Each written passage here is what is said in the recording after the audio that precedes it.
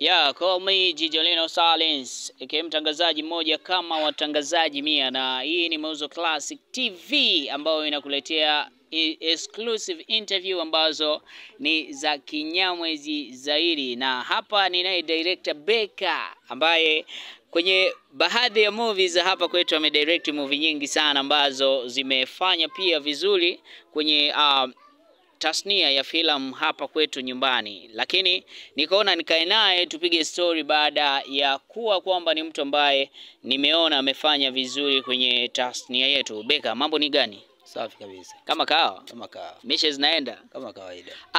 Bwana, kuna kitu kinaitwa machozi na damu.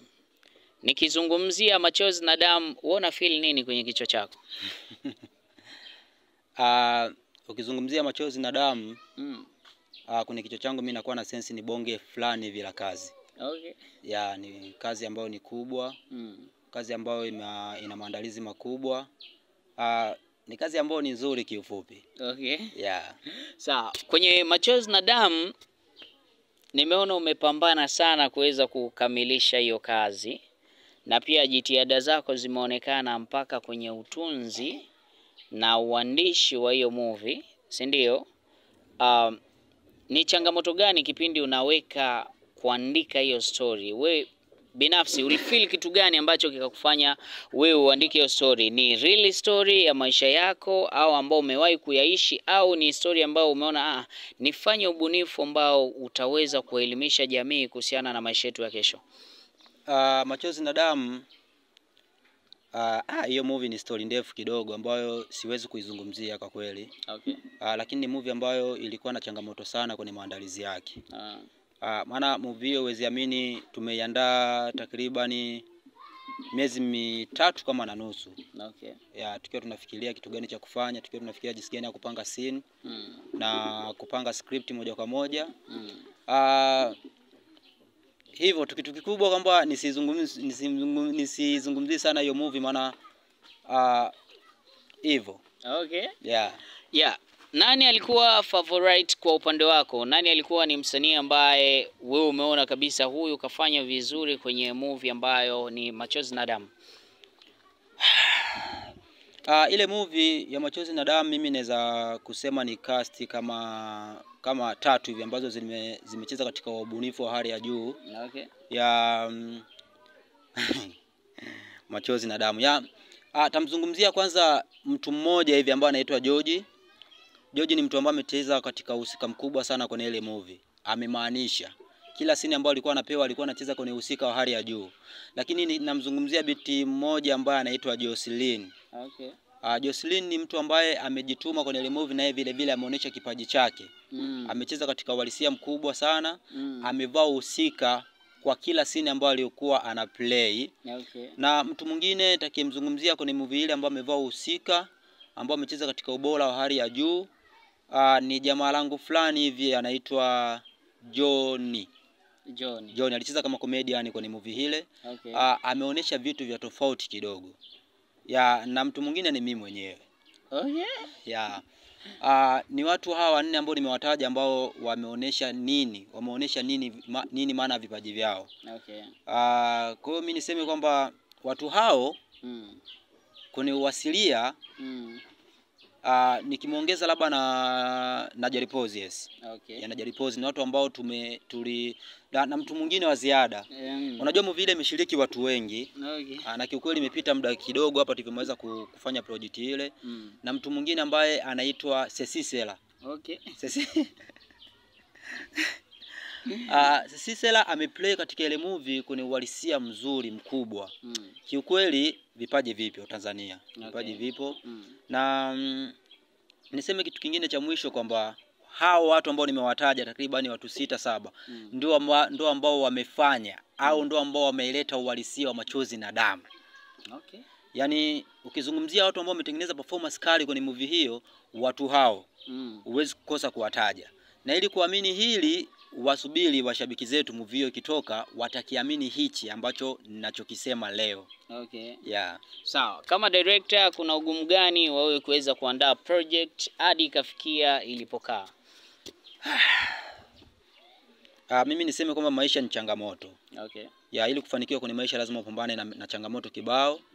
Lakini kwenye Machozi na Damu kiukweli tumepambana na changamoto kubwa. Mara movie ile tumeanza kuiandaa kidogo nikiwa na kamwili nimenenepa, lakini sasa hivi ukinicheki utajua kabisa kwamba nimepitia changamoto kubwa sana mpaka project ile kuja kukamilika. Okay. Maana kuna baadhi ya cast ambazo zilikuwa zinatakiwa kwenye movie ile zikawa zinatoka mbali. Cast zile uwezamini tulizitumia nauli zaidi ya mara 5. Okay. Aziji. Lakini ninashukuru Mungu mwisho wa siku zilitufanyia kama surprise zikawa zimekuja. Lakini kitu kingine ambacho kilichonifanya mimi nipitie changamoto ni jinsi gani ya kudesign mavazi ambao tuliotumia katika kijiji cha Mzalendo. Okay. Ya mavazi yale hakika tulifikiria idea ile usiku na mchana, na kipindi tuna design yale mavazi kuyatengeneza hakika tulichukua kama siku kama 15 hivi usiku na mchana tunakuwa tuna design yale mavazi. Yes. Okay. Kwa hizo ni changamoto baadhi ambazo zilizonipelekea mimi nione kwamba kazi hile nimefanya katika ugumu mkubwa, na changamoto zingine ambazo zilizomo katika kazi ile siwezi kuzitaja kwa leo. Lakini siku zinavyozidi kuja naamini nitaziongea. Lakini kama director mimi, kama msanii mimi, kama mwanafunzi wa sanaa mimi, ni lazima nipitie kwenye changamoto kwenye sanaa yangu ili niweze kufikia malengo. Sawa. Msanii gani ambaye hapa kwetu Kibongo Bongo ungefeel kwamba nikifanya naye kazi itakaa unyama zaidi?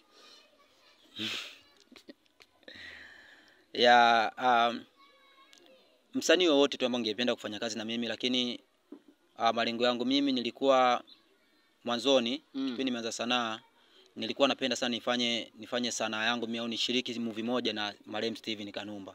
Okay. Huyo ni mtu ambaye alikuwa yupo ndani ya ndoto zangu. Okay. Lakini kwa sasa hivi kutokana na sanaa inabadilika, Manyanya. Manyanya ni mtu ambaye napenda siku moja tufanye kazi kwa sababu mimi ni msanii na ninajipigania, naamini itatokea siku nitafanya naye kazi. Yes. Okay. Yeah. Sawa. Msanii gani wa kike ambaye wewe unamkubali kwa hapa kwetu Tanzania? Msanii wa kike Tanzania mimi nawakubali wote wanafanya vizuri na Mungu awabariki. Yes. Okay. Yeah. Kuna vijana kibao mtaani ambao wangependa kufikia hata level ambao wewe umefikia ya kuweza kushiriki kwenye movie moja ama movie nyingine. Wewe kama mwongozaji wa filamu, as director niseme hivyo, unawashauri nini watu wenye vipaji au ambao hawana vipaji ambao wanapendezwa na kuwa maactor au maactors? Mimi nitawapa ushauri mmoja. Unajua kwenye maisha bro, ili kutimiza lengo lako kwanza nitakiwa uzibe masikio. Okay. Ukiweza kuziba masikio, mimi naamini ni rahisi sana wewe kutimiza lengo lako. Lakini vile vile kabla sijaenda kuwashauri hao vijana, ningegusa kidogo kwa wazazi. Unajua mzazi ni mtu ambaye anayependa sana kukatisha ndoto za mwanae. Kwa sababu unajua Mungu ametuumba akiwa ametukamilisha kila kitu. Kwamba nakuumba wewe utakuja kuwa msanii, nakuumba wewe utakuja kuwa mvuvi, nakuumba wewe utakuja kuwa hivyo tu.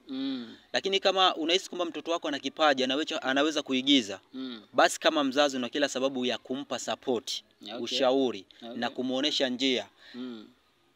Ili aweze kufikisha sanaa yake sema bwana anaitaka. Na ili atimiza hayo yote lazima mzazi uikae ukiwa unamsimulia dunia inaendaje. Okay. Ili uweze kuwa msanii mzuri ni lazima uweze kwanza upate muda wa kuwa unafikiria dunia inaendaje. Kwa sasa hivi, kwa kesho, hadi kesho kutwa, maana msanii ni mtu ambaye anayewaza mbali. Okay. Vile vile nirudi kwa hao vijana kama swali lako lilivyoniuliza. Mimi nawashauri kwa wale ambao wana vipaji wanaweza kuigiza.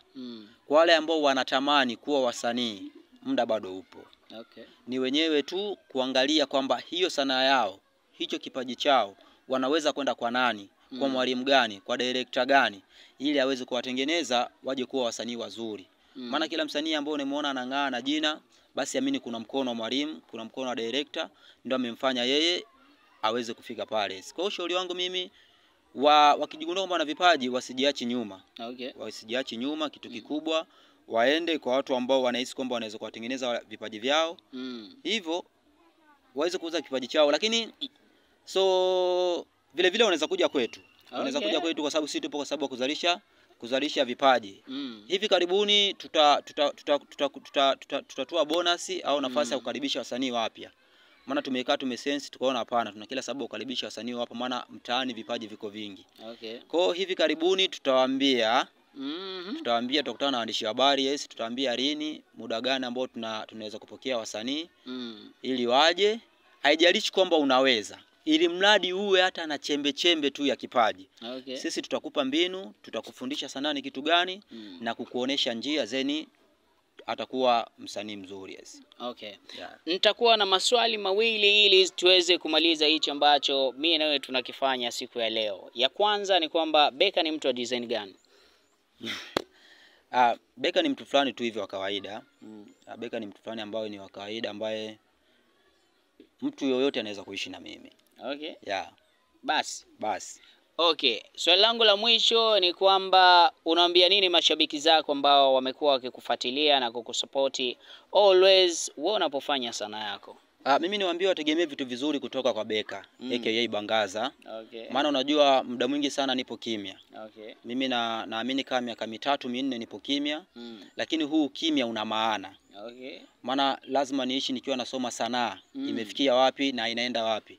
Na sanaa kwa muda huyu inahitaji kitu gani. Kwa mimi niwaambie mashabiki zangu kwamba Bangaza kama Bangaza ama Beka Bakari, sasa hivi ninakuja tofauti sana. Okay. Ninakuja tofauti sana na mimi naamini kwa ukimya huu baada ya kazi moja mbili sitakuwa na ukimya tena. Okay. Kwa tegemea vitu vizuri kutoka kwangu. Yeah. Ebane, wanakuambia Kobe akinama ujue basi anatunga sheria, na Baka au Beka alikuwa yuko chini anatunga sheria ili kuweza kukufikishia kile ambacho inabidi wewe uweze kukipata kwa wakati ambao ni husika. Nimepiga naye story na umejifunza vingi kutokana naye na kile ambacho yeye anakifanya kwenye tasnia yetu ya movies hapa kwetu nyumbani, na hii ni kwa manufaa ya Tanzania nzima kwa sababu as you know Tanzania is home na hapa ndipo tunapoishi. Hii ni Mauzo Classic TV. Wajanja tumehamia kipande hii. Tunaishi kama sisi, tunawaletea updates za kijanja. Nyuma kamera naye J Modo, call me Jijolino Silence, aka mtangazaji mmoja kama watangazaji 100. Tukutane next time. Ciao.